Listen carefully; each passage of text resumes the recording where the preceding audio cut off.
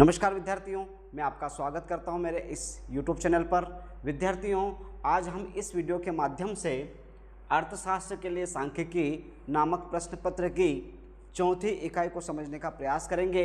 इसके पूर्व में मेरे द्वारा फर्स्ट, सेकंड और थर्ड यूनिट पर भी वीडियो अपलोड कर दिए गए हैं। आज हम इस वीडियो में चौथी यूनिट के कोरिलेशन एवं रिग्रेशन को समझने का प्रयास करेंगे। कोरिलेशन एनालिसिस अर्थात सहसंबंध गुणांक क्या होता है, यह कितने प्रकार के होते हैं, इसका क्या महत्व है और हम इससे संबंधित सवाल किस प्रकार से हल करते हैं, इन्हें समझने का प्रयास करेंगे। इसके अलावा इसका दूसरा जो भाग है वो है प्रतिगमन विश्लेषण, जिसको अंग्रेजी में रिग्रेशन एनालिसिस कहते हैं। इसके अंतर्गत भी हम लोग इसकी अवधारणा को समझने का प्रयास करेंगे। प्रतिगमन क्या होता है, इसका विश्लेषण किस प्रकार से होता है और इससे संबंधित महत्वपूर्ण सवालों के संबंध में महत्वपूर्ण बिंदुओं को समझने का प्रयास करेंगे। यदि आप लोगों को मेरा वीडियो पसंद आए तो आप इसे लाइक करें, शेयर करें और सब्सक्राइब करें। तो आइए विद्यार्थियों, हम कोरिलेशन और रिग्रेशन से संबंधित महत्वपूर्ण बिंदुओं को समझने का प्रयास करते हैं। विद्यार्थियों, आप इस भाग को बहुत ही अच्छे से समझने का प्रयास करें, क्योंकि मेरे वीडियो उन महत्वपूर्ण बिंदुओं को कवर करते हैं जो आपकी आगामी परीक्षा में संभावित होते हैं। तो सबसे पहले हम लोग बात करते हैं सहसंबंध विश्लेषण की।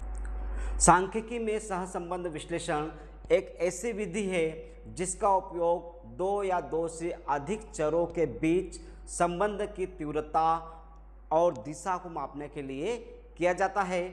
सरल शब्दों में यह बताता है कि एक चर में बदलाव आने पर दूसरे चर में किस प्रकार का परिवर्तन आता है। इसका आशय यह है कि सहसंबंध गुणांक में दो चरों का अध्ययन किया जाता है और यह देखा जाता है कि यदि एक चर में परिवर्तन होता है तो उस कारण से दूसरा चर किस प्रकार से प्रभावित होता है।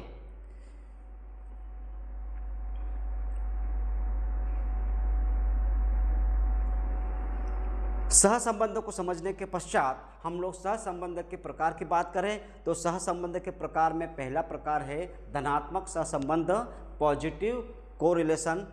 जब दोनों चर एक ही दिशा में बदलते हैं, यदि एक बढ़ता है तो दूसरा भी बढ़ता है। उदाहरण के लिए, तापमान बढ़ने पर आइसक्रीम की बिक्री बढ़ जाती है। इसे हम धनात्मक सहसंबंध या पॉजिटिव कोरिलेशन कहते हैं। इस रेखा चित्र में हमने पॉजिटिव कोरिलेशन को दर्शाया है। यह वाली रेखा आपको बता रही है कि दोनों एक ही दिशा में बढ़ रहे हैं। हम यहाँ देख सकते हैं ये इधर बढ़ रहा है और ये इधर की तरफ बढ़ रहा है। तो यह रेखा धनात्मक सहसंबंध को स्पष्ट करती है।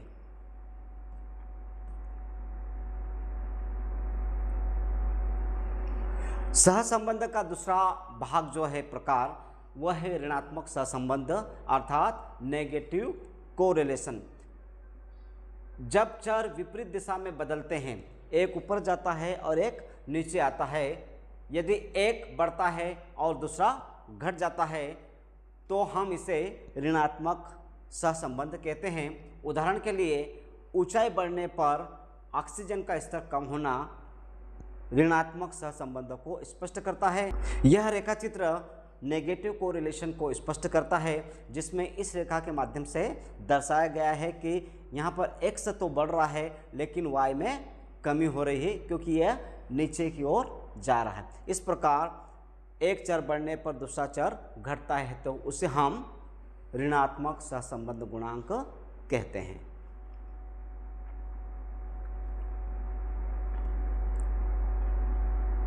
सहसंबंध का तीसरा प्रकार है शून्य सहसंबंध, जीरो कोरिलेशन। जब दोनों चरों के बीच कोई संबंध नहीं होता तो उसे हम शून्य सहसंबंध कहते हैं। उदाहरण के लिए, जूते के आकार और व्यक्ति की बुद्धिमत्ता के बीच कोई संबंध नहीं होता, दोनों में किसी प्रकार का रिलेशन नहीं होता, इसलिए हम इसे शून्य सहसंबंध कहते हैं। इस रेखा चित्र में जीरो कोरिलेशन को दर्शाया गया है। ये जो रेखा है बिल्कुल x के समानांतर हो गई है। इसका आशय है कि न तो इसका संबंध x से है और न ही इसका संबंध y से है। तो इस प्रकार हमने सहसंबंध के प्रकारों को समझने का प्रयास किया है।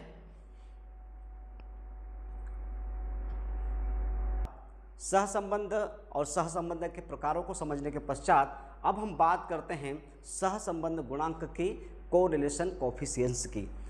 सहसंबंध गुणांक जिसे हम छोटे r स्मॉल r से दर्शाते हैं, सहसंबंध की शक्ति को मापने के लिए एक संख्यात्मक मान का उपयोग किया जाता है जिसे r कहा जाता है, रेशियो या गुणांक। इसकी सीमा -1 से +1 के बीच में होती है। इसकी सीमा -1 और +1 के बीच में होती है। +1 का अर्थ ये है कि पूर्ण धनात्मक संबंध, मतलब दोनों के बीच में उच्च स्तर का सहसंबंध होता है। -1 का अर्थ है कि दोनों के बीच में उच्च स्तर का ऋणात्मक सहसंबंध होता है। और 0 का अर्थ है कि दोनों के बीच में किसी प्रकार का कोई संबंध नहीं होता, दोनों मेल नहीं खाते। सहसंबंध गुणांक की कौन कौन सी विधियां हैं, इनकी गणना किस प्रकार की जाती है, इसे हम समझें। नंबर 1, कार्ल पियर्सन का सहसंबंध गुणांक। यह सबसे लोकप्रिय विधि है जिसका उपयोग मात्रात्मक डेटा के बीच रैखिक संबंध मापने के लिए किया जाता है। नंबर 2, स्पीयरमैन का श्रेणी सहसंबंध। इसका उपयोग तब किया जाता है जब डेटा को श्रेणी या क्रम, जैसे सुंदरता, ईमानदारी में दर्शाया गया हो, तब इसका उपयोग किया जाता है। जहाँ पर श्रेणी दी जाती है वहाँ पर हम लोग स्पीयरमैन का श्रेणी सहसंबंध गुणांक की बात करते हैं, उपयोग करते हैं।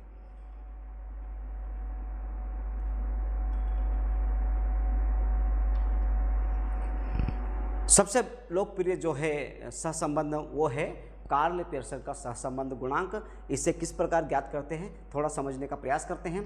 कार्ल पियर्सन का सहसंबंध गुणांक दो चरों के बीच रैखिक संबंध की डिग्री और दिशा को मापने की एक सांख्यिकी विधि है। इसे हम r से दर्शाते हैं, स्मॉल r से दर्शाते हैं। परिभाषा के रूप में हम समझे तो यह दो चरों के बीच रैखिक संबंध की डिग्री को मापता है, स्तर को मापता है। कार्ल पियर्सन के सहसंबंध गुणांक से संबंधित प्रश्न आपके प्रश्न पत्र में आने की पूरी संभावना है, आप लोग ध्यान दीजिएगा। कार्ल पियर्सन का सहसंबंध गुणांक से संबंधित 2 वीडियो मैंने पूर्व में ही YouTube पर अपलोड कर दिए हैं, आप लोग इनको रेफर कर सकते हैं, देख सकते हैं। तो यहाँ पर हमें नया सवाल समझने की आवश्यकता नहीं है, आप लोग इन दोनों वीडियो को देख लेंगे तो आपके सवाल हल हो जाएंगे, आप अच्छे से समझ लेंगे। इसके बाद हम बात करते हैं स्पीयरमैन का श्रेणी सहसंबंध। स्पीयरमैन श्रेणी सहसंबंध दो चरों के बीच संबंध की मजबूती और दिशा को मापने का एक सांख्यिकीय तरीका है। यह विशेष रूप से तब उपयोगी होता है जब डेटा को अंकों के बजाय रैंक या श्रेणी या क्रम में व्यवस्थित किया जा सकता है। ब्रिटिश वैज्ञानिक चार्ल्स स्पीयरमैन द्वारा विकसित यह विधि एक नॉन पैरामीट्रिक माप है, जिसका अर्थ यह है कि डेटा के किसी विशिष्ट वितरण पर निर्भर नहीं करती।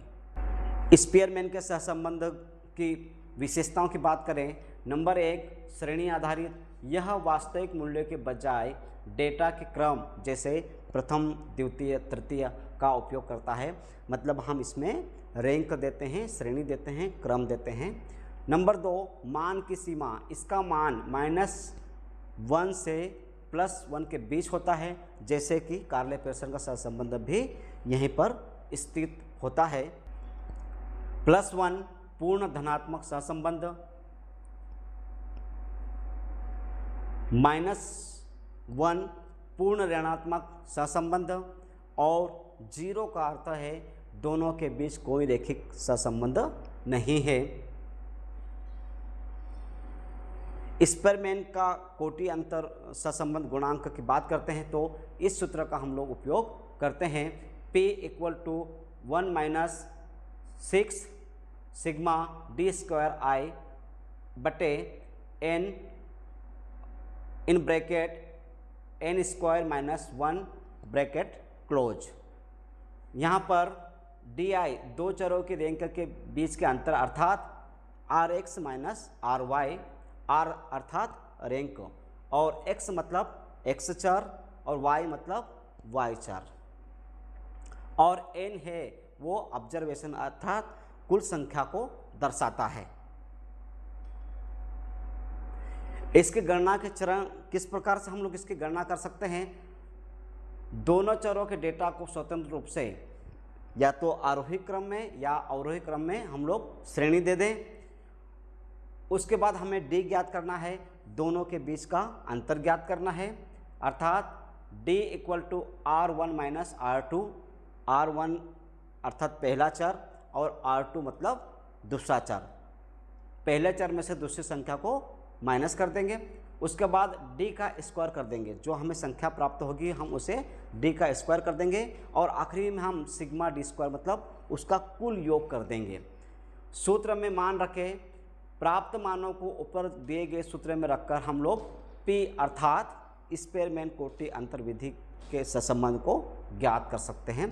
अब इसका भी हम यहाँ सवाल नहीं समझेंगे, हमने ऑलरेडी स्पेयरमैन का कोटी अंतर्विधि नाम से एक वीडियो अपलोड किया है, आप इसको रेफर कर लेंगे तो आपको बहुत ही आसानी से स्पेयरमैन श्रेणी सहसंबंध गुणांक समझ में आ जाएगा।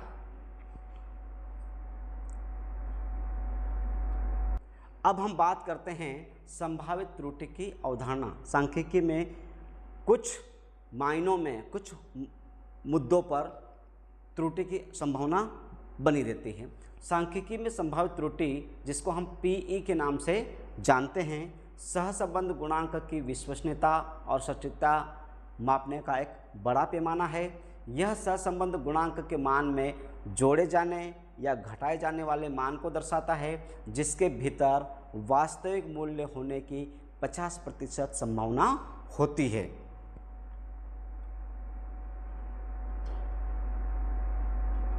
दूसरे शब्दों में संभावित त्रुटि यह बताती है कि यादृच्छिक प्रतिचयन अर्थात रैंडम सैंपलिंग के कारण सहसंबंध में कितनी अशुद्धि होने की संभावना होती है, जिसका यह सूत्र हम लोग यहाँ पर इसका उपयोग कर सकते हैं।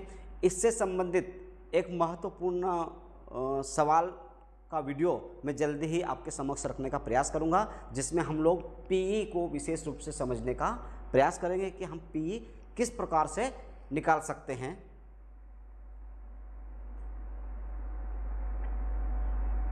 इसका क्या महत्व है, क्यों ज्ञात करना चाहिए? यह निर्धारित करता है कि प्रतिदर्श से प्राप्त परिणाम जनसंख्या के लिए कितने सटीक है। इसके आधार पर हम लोग यह विश्लेषण कर सकते हैं कि हमारे द्वारा जो रिजल्ट किए गए हैं वो वास्तविक जीवन में कितनी प्रतिशत सटीक है, निष्पक्ष है। संभावित त्रुटि के गुण को हम लोग इस प्रकार से रख सकते हैं, आप लोग इससे समझ लीजिएगा। सहसंबंध विश्लेषण के पश्चात अब हम इसके दूसरे भाग प्रतिगमन विश्लेषण रिग्रेशन एनालिसिस पर फोकस करते हैं, इसे समझने का प्रयास करते हैं। प्रतिगमन का अर्थ एवं इसकी अवधारणा क्या है, इसे समझे। सबसे पहले प्रतिगमन एक सांख्यिकी विधि है जिसका उपयोग दो या दो से अधिक चरों के बीच संबंध को समझने और भविष्य के परिणामों का पूर्वानुमान लगाने के लिए किया जाता है। इसमें हम बात करते हैं दो या दो से अधिक चरों की, और सहसंबंध गुणांक में दो चरों की बात करते हैं। सरल शब्दों में यह हमें बताता है कि एक ऐसी चीज़ जैसे कि विज्ञापन पर खर्च के बदलने से दूसरी चीज़ अर्थात उत्पाद की बिक्री पर क्या प्रभाव पड़ता है, अर्थात एक परिवर्तन होने पर दूसरी वस्तु पर किस प्रकार का परिवर्तन होता है, यह हम प्रतिगमन के अंतर्गत समझने का प्रयास करते हैं।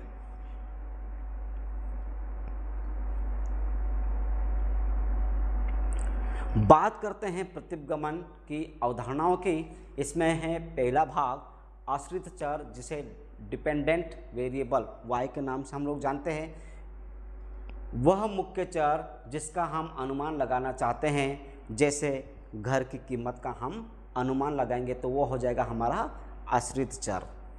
नंबर 2 स्वतंत्र चर, वे कारक जो आश्रित चर को प्रभावित करते हैं, जैसे घर का क्षेत्रफल या कमरों की संख्या के आधार पर घर की कीमत प्रभावित होती है। इसे हम स्वतंत्र चर समझते हैं, कहते हैं। प्रतिगमन की तीसरी अवधारणा है सर्वोत्तम फिट रेखा। डेटा बिंदुओं के बीच खींची गई एक ऐसी रेखा है जो सभी बिंदुओं के सबसे करीब हो और त्रुटि को कम से कम करे, जिसे हम सर्वोत्तम फिट रेखा के नाम से जानते हैं।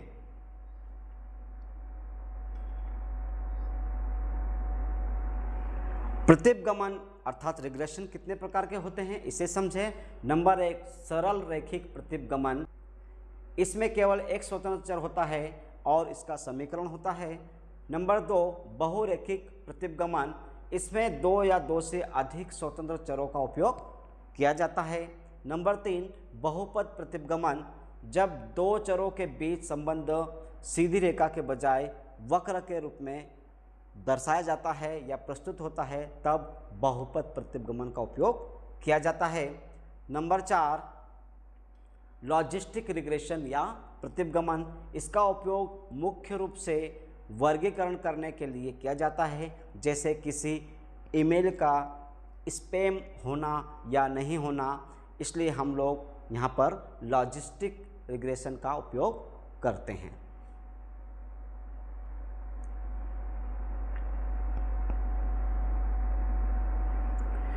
प्रतिगमन का हमारे वास्तविक जीवन में कितना उपयोग होता है इसे समझे हम लोग। नंबर 1, वित्त के क्षेत्र में इसका उपयोग होता है। शेयर बाजार की कीमतों या ब्याज दरों का अनुमान लगाने में रिग्रेशन का उपयोग होता है। नंबर 2, व्यापार विज्ञापन बजट के आधार पर भविष्य की बिक्री का अनुमान भी रिग्रेशन के आधार पर लगाया जाता है। नंबर 3, विज्ञान तापमान और आर्द्रता के आधार पर फसल की पैदावार या ऊर्जा की खपत का आकलन भी हम लोग रिग्रेशन के माध्यम से आसानी से कर सकते हैं। इसके बाद हम बात करते हैं प्रतिगमन रेखाओं की। प्रतिगमन रेखा एक ऐसी सांख्यिकी अवधारणा है जो 2 या 2 से अधिक चरों के बीच संबंध को दर्शाती है और उसके आधार पर भविष्यवाणी करती है। यह एक सीधी रेखा होती है जो स्वतंत्र चर जिसे हम x अक्ष पर दर्शाते हैं और आश्रित चर जिसको हम y अक्ष पर दर्शाते हैं के बीच के संबंध को दर्शाती है। और इसका उपयोग स्वतंत्र चर के आधार पर आश्रित चर के मान का अनुमान लगाने या भविष्यवाणी करने के लिए किया जाता है। यह उस सर्वोत्तम रेखा को दर्शाता है जो वास्तविक डेटा बिंदुओं और अनुमानित मानों के बीच के अंतर को न्यूनतम करती है। रेखा की ढलान यह दर्शाती है कि स्वतंत्र चर में परिवर्तन होने पर आश्रित चर में कितना परिवर्तन होता है। इसका उपयोग अर्थशास्त्र, विज्ञान और मशीन लर्निंग जैसे क्षेत्रों में रुझानों का पूर्वानुमान लगाने और डेटा आधारित निर्णय लेने के लिए किया जाता है।